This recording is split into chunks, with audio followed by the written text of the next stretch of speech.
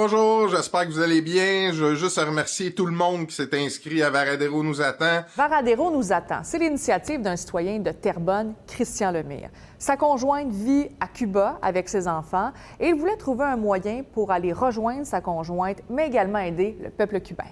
J'essaie de les aider du mieux que je peux. Puis je sais que le peuple souffre vraiment, les personnes âgées, les femmes monoparentales avec des enfants, puis même les travailleurs maintenant dans le tourisme, ils ont vraiment de la misère à se nourrir. Et pour y arriver, il a eu une idée.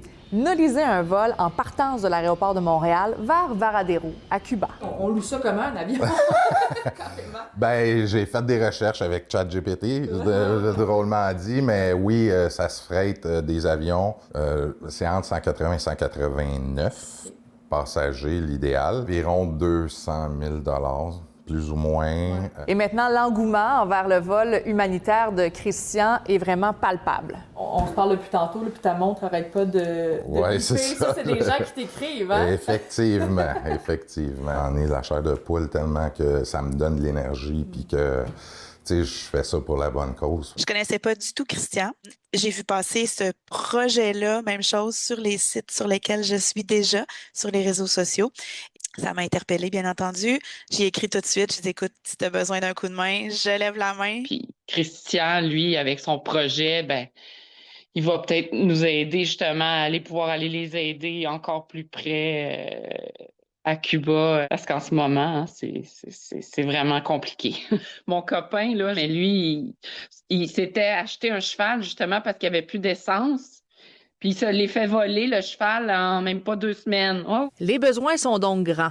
Les participants souhaitent apporter de tout, des médicaments, des produits d'hygiène et des dons en argent.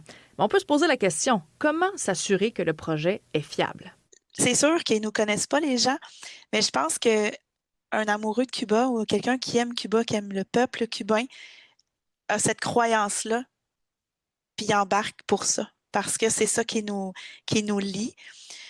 Et outre ça, Christian a vraiment des contacts avec une agence, donc les gens n'auront pas à nous, c'est pas à nous directement qu'ils vont nous payer, c'est vraiment quelque chose de légal. Et est-ce qu'on aide vraiment le peuple cubain en organisant un voyage humanitaire? Il y a vraiment deux façons de voir les choses complètement différentes, mais moi j'ai envie d'aller écouter mes amis dans les resorts puis d'aller leur apporter un câlin avec des Tylenol, avec un paquet de choses. Les gens impliqués souhaitent être en mesure de décoller au début du mois de mai. C'est vraiment mon but, là, qu'on soit un tsunami d'amour pour les Cubains. À Montréal, Sabrina Rivet pour Nouveau Info.